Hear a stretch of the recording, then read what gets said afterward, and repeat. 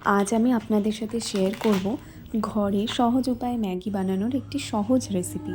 তার জন্য আমি নিয়েছি ম্যাগি, কেটে নিয়েছি একটু পেঁয়াজ কুচি এবং সাথে আমি নিয়েছি অল্প পরিমাণে গাজর।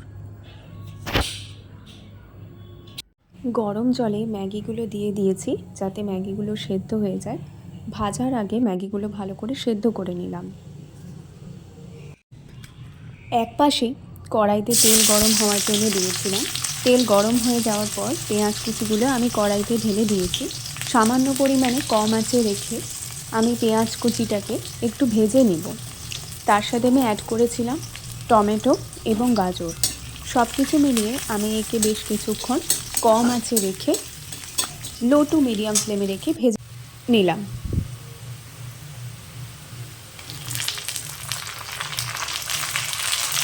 ভাজার সময় সামান্য পরিমাণে আমি লবণ অ্যাড করে সামান্য একটুখানি নেড়েচেড়ে নিলাম। এবারে সেদ্ধ করে রাখা ম্যাগিগুলো আমি কড়াইয়ে দিয়ে দিলাম যাতে আমি ম্যাগিগুলোকে একটু ভেজে নিতে পারি। তার মধ্যে অ্যাড করলাম অল্প পরিমাণে লবণ। এবার কম আঁচে রেখে একটু এগুলোকে নাড়াচাড়া করলাম। এবারে আমি এখানে অ্যাড করে রাখলাম ম্যাগি মশলা। ম্যাগি মশলাগুলো ম্যাগির মধ্যে অ্যাড করে নিয়ে একদম লো টু মিডিয়াম ফ্লেমে রেখে কিছুক্ষণ ম্যাগিগুলো আরেকটু ভেজে নেব। ভেজে নেওয়ার পর তুলে নেব আমরা। ফাইনালি আমার ম্যাগি রেডি হয়ে গেছে। এখন আমি শীতের সন্ধে বসে ম্যাগিটিকে খাবো এবং এর ওপরে আমি একটু সস অ্যাড করে নিয়েছি।